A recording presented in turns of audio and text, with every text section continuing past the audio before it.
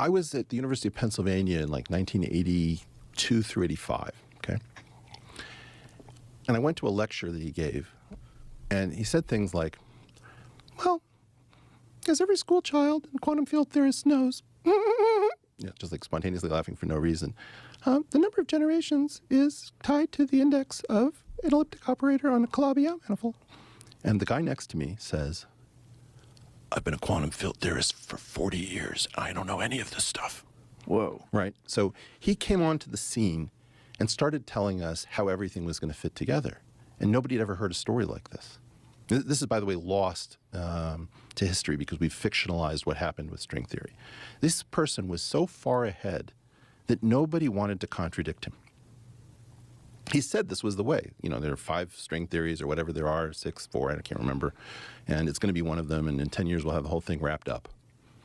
And everybody wanted to be on the winning team, knew that they weren't going to go up against this because they couldn't even figure out how he was doing what he was doing.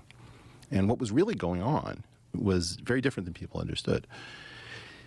Quantum field theory, which is now claimed by most physicists to be the most advanced theory we have, at the time was sort of a grab bag of different techniques, you know, just like not unified.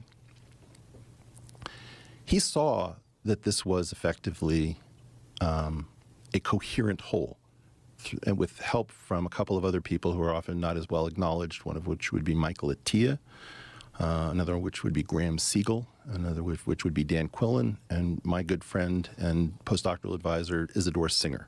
So there's sort of a small cabal of people who figured out that quantum field theory was not only a coherent story, it didn't really have to do with physics at all. It was like calculus. You can use calculus to do physics. In fact, you can't do physics without it. But you can also use calculus to optimize inventory and make your profits go up. And so as a result, quantum field theory was discovered not to be physical. It was a framework that one physical input to that machine probably generates the world, but the machine itself isn't about physics. So this was the most romantic backfiring in the history of physics in a certain sense. These guys set out to say, we are going to quantize gravity. In other words, quantize geometry, the geometry of Einstein and Riemann. And what happened was exactly the reverse. They gravitized the quantum. They geometrized the quantum. So it's been a remarkably productive, the reason we can say how brilliant this person is because he geometrized the quantum at a level that we didn't know was possible. On the other hand, he never made contact with physical reality the way he was expecting and promising to do. So he's both the most accomplished of us and the person who drove physics the most off of the road. And if you attempt to give him his due, and if you're not comfortable citing both of these things, you can't be an accurate historian, but he's still running around and nobody wants to go up against him. How old is he now? He was born in 1951, so he'll be turning 72, I think, later this year, if I'm not mistaken. And then we get to the really crazy part. Quantum gravity is really due to 2 families. One is a husband and wife team, and the other is father-son. The husband and wife team were named Bryce DeWitt, formerly, I think, Bryce Seligman, don't know why he changed his name, and his wife Cecile DeWitt, or Cecile DeWitt Moret.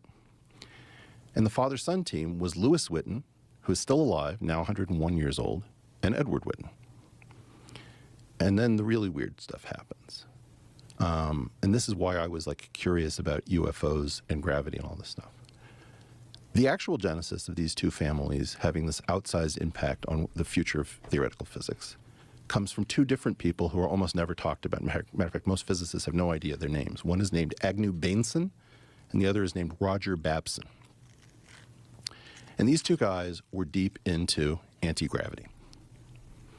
So the world's greatest mind and greatest living theoretical physics mind is the son of the most prominent anti-gravity researcher, I swear, I kid you not, from the 1950s.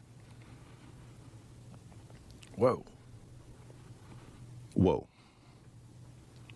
Now, there's an official story about this. And the official story that both the DeWitts tell and the Wittens tell is, oh yeah, there were these crazy people, they were very embarrassing, they were always focused on anti-gravity. But we were clever enough to defraud them of their money to do real gravitational research. Ha, ha, ha. They both said that? Both families? Well, they didn't use defraud. But that's kind of what they implied? That's correct.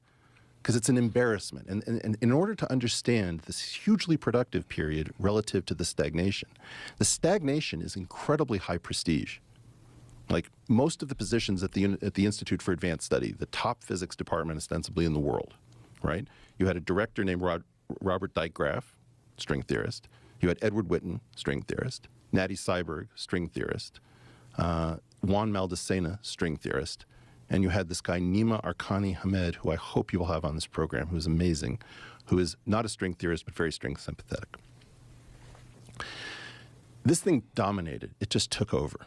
And this weird genesis of a high prestige field that can't accomplish what it's setting out to accomplish is in contrast to this mixed period between 1953 and 1973, where you have the world's most prestigious physicists palling around with pseudoscience.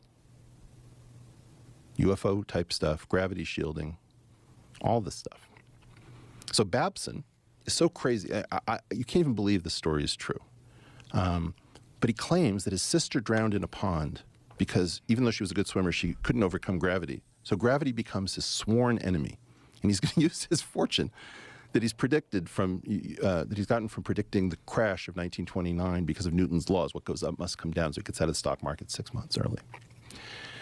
Babson makes a fortune. He, Edison, and Clarence Birdeye of frozen food, fame, form this sort of little intellectual collective where they're going to defeat gravity. So, for example, because people are going to say, Eric, this is all nonsense, and it isn't.